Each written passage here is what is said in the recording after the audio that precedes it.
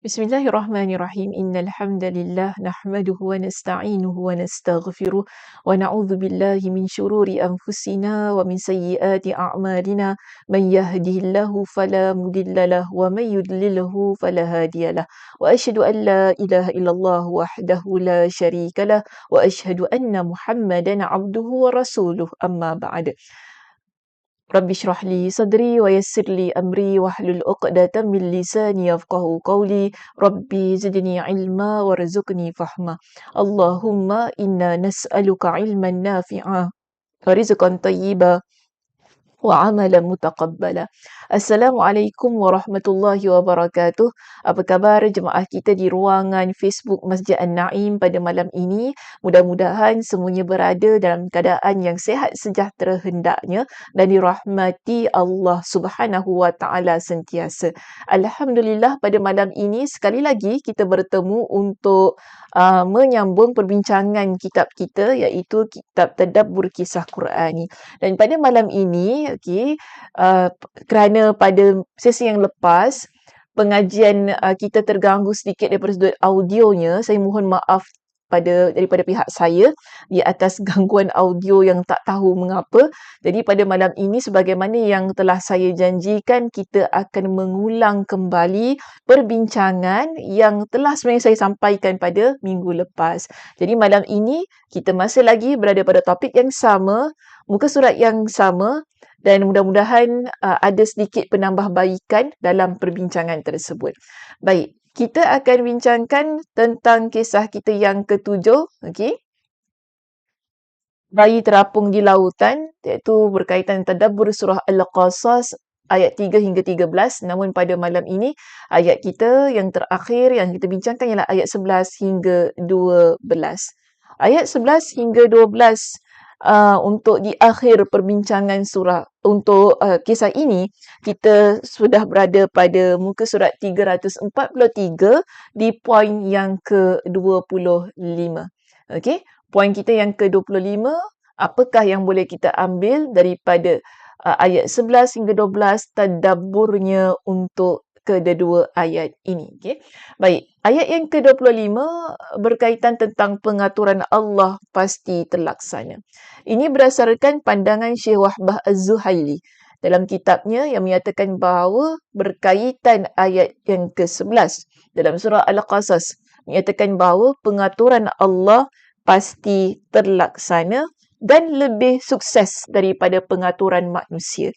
Sebagaimana yang biasa kita kata dalam ayat kita, manusia hanya mampu merancang tetapi Allah yang menentukan. Kerana apa? Yang maha merancang itu ialah Allah. Yang maha melaksanakan, yang maha menentukan itu ialah Allah. Bukan kita, kita manusia, kita tak mampu.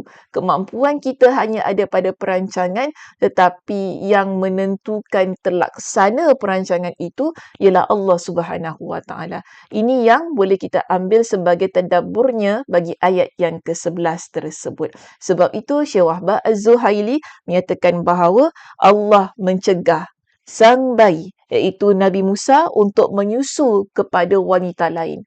Ini peraturan Allah. Allah yang melaksanakannya. Kenapa Allah mentakdirkan Nabi Musa sewaktu dia kecil dan saat itu dia dalam keadaan kelaparan, dia nak minum susu. Didatangkan kepadanya dengan ibu-ibu susuan, tetapi semua ditolaknya, dia tak nak menyusu. Dan akhirnya apa yang terjadi? Allah kembalikan dia kepada ibu kandungnya sendiri tanpa pengetahuan Firaun dan isterinya. Dan juga orang-orang dalam istana tidak tahu bahawa anak itu merupakan anak kandung kepada ibu Nabi Musa yang diberikan untuk menyusu Nabi Musa. Maka ini merupakan rancangan Allah yang pastinya Allah laksanakan. Kerana Allah dah janji kepada ibu Nabi Musa, jika kita masih ingat lagi perbincangan kita di sesi-sesi yang lepas, Allah janji kepada ibu Nabi Musa, kami akan kembalikan Musa itu kepada kamu. Maka terlaksanalah janji Allah dengan cara yang sedemikian. Okey, so ini poin kita yang ke-25. Seterusnya, poin kita yang ke-26, Allah menyiapkan asbab untuk satu kejadian apabila Allah inginkan kejadian itu berlaku. Kita perlu ingat setiap apa, sama ada kita ingin ataupun kita tidak ingin, tapi Allah lah yang maha menentukan apa yang akan berlaku dalam kehidupan kita.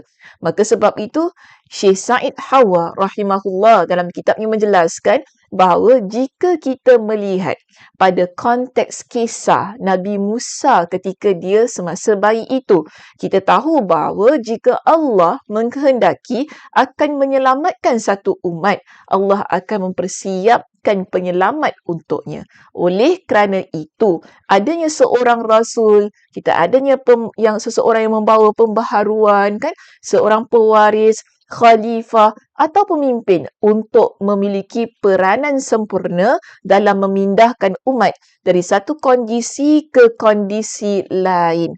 Sebagaimana kita tahu bahawa jika menghendaki sesuatu, Allah akan mempersiapkan sebab-sebabnya dan bahawasanya apapun kondisi para pembangkang, maka dia hanya tunduk pada kehendak Allah. Maka ini sesuatu yang tak boleh untuk kita elakkan. Allah Subhanahu Wa Taala pasti menyiapkan. Contoh Allah Subhanahu Wa Taala dalam konteks ayat ini, Allah nak selamatkan Bani Israel.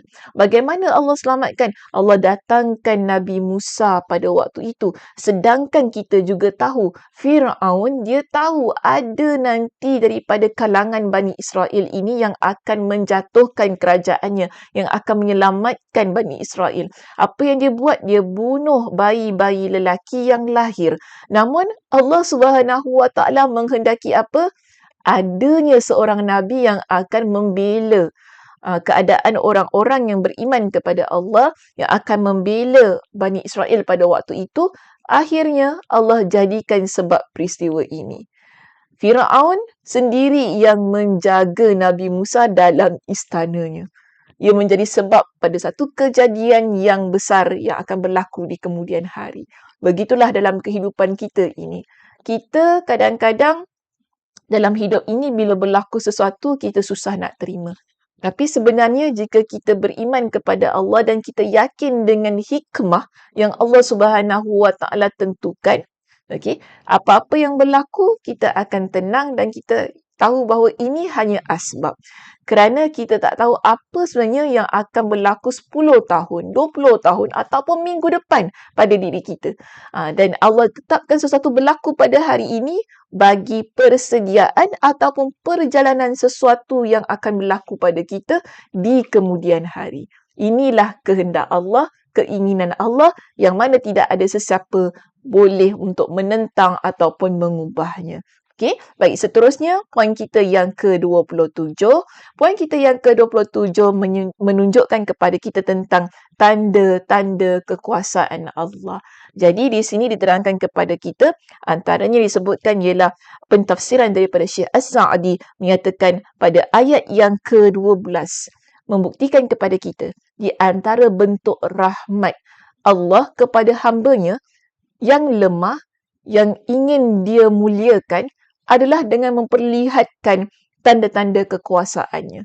Kenapa? Untuk menambah keimanannya. Kadang ada orang di dalam keadaan yang lemah.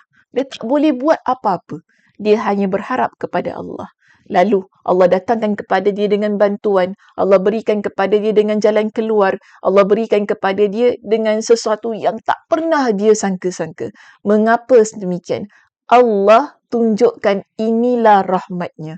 Allah beritahukan kepada kita inilah rahmatnya yang diberikan kepada kita sehingga dengan itu akan bertambah-tambahlah keimanan kita kepada Allah Subhanahu Wa Taala. Itulah keadaan orang yang beriman.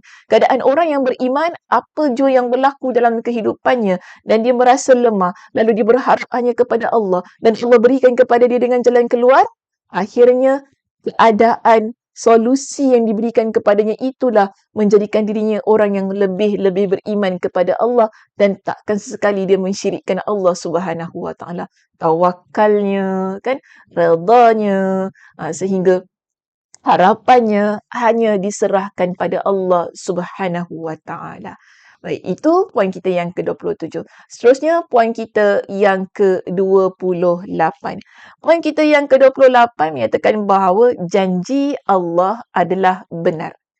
Ini merupakan surah Al-Qasas yang boleh kita ambil daripada ayat kita yang ke-13. Okey, tapi dalam sini tak, saya rasa,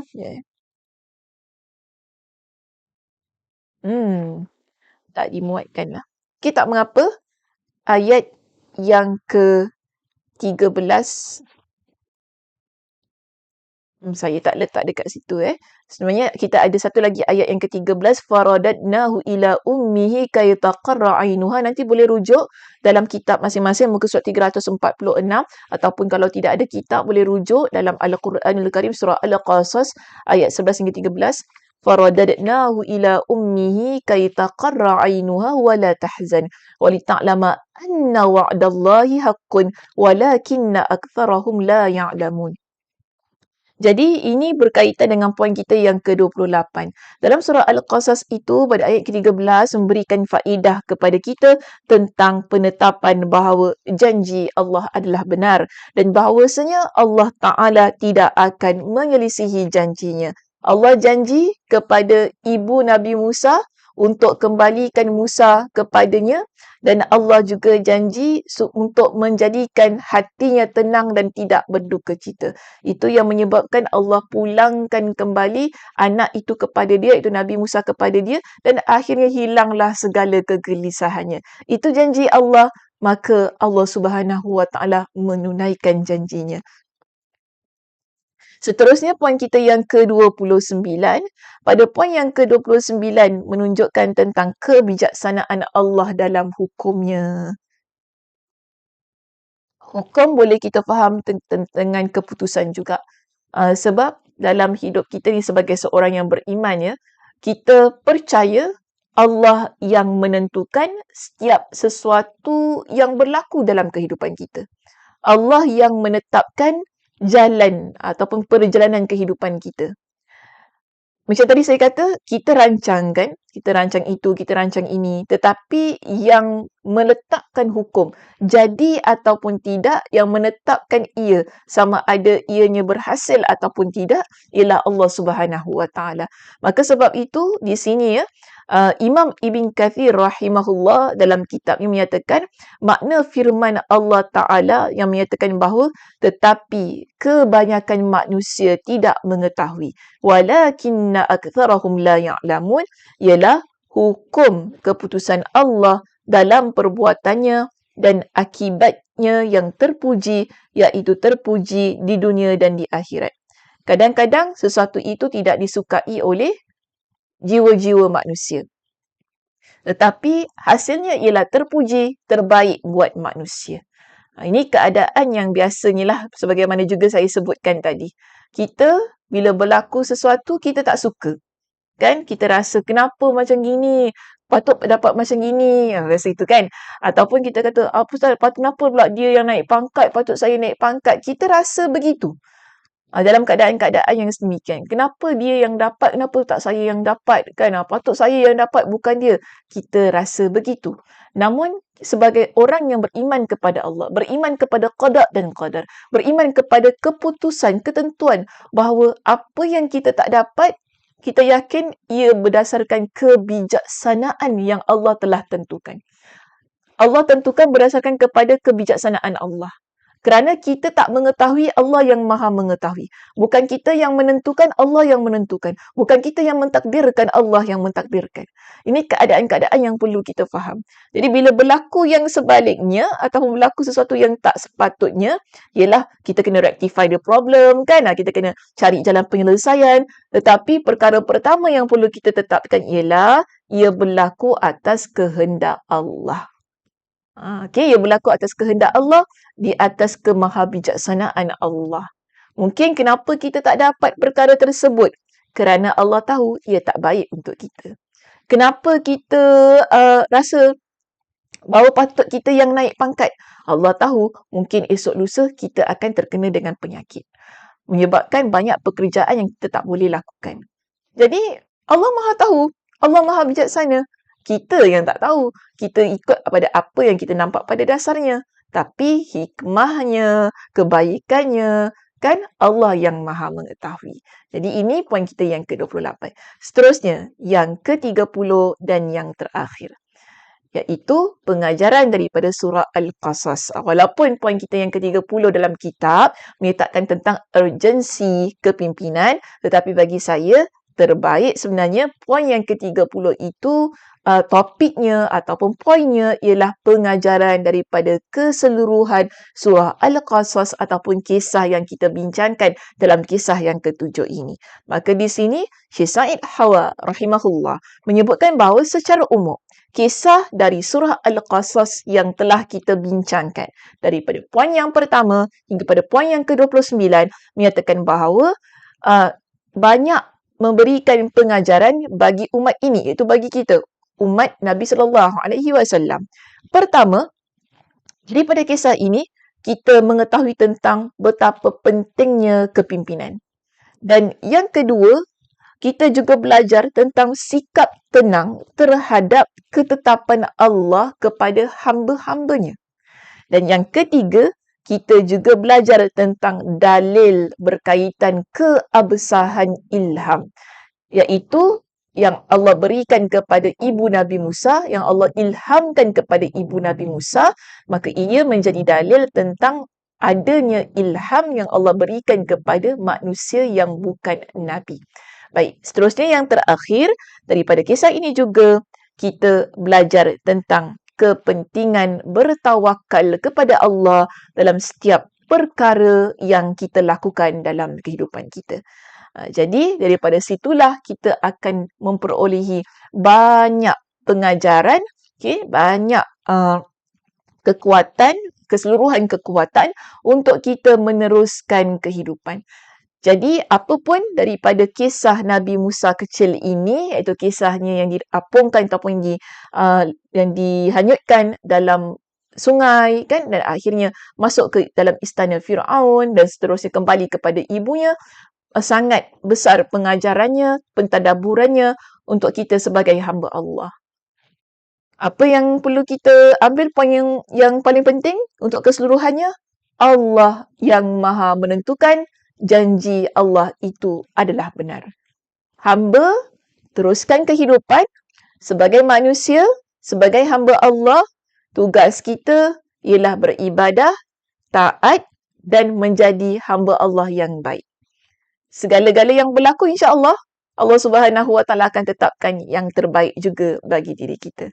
Okey, baik, itu sahaja perbincangan kita untuk malam ini. Mudah-mudahan selesainya kisah Nabi Musa kecil ini, iaitu kisah yang ke-7, memberikan banyak impak, memberikan banyak motivasi bagi diri kita dalam menjalani kehidupan. Terima kasih kerana mengikuti kisah yang ke-7 ini dan mudah-mudahan kita dapat sambung nanti pada kisah yang ke-8 berkaitan tentang pernikahan Nabi Musa. Saya tutup pengajian kita pada malam ini dengan tasbih kafarah. Subhanakallahumma wa bihamdika asyhadu an la ilaha illa anta astaghfiruka wa atubu ilaik. Assalamualaikum warahmatullahi wabarakatuh.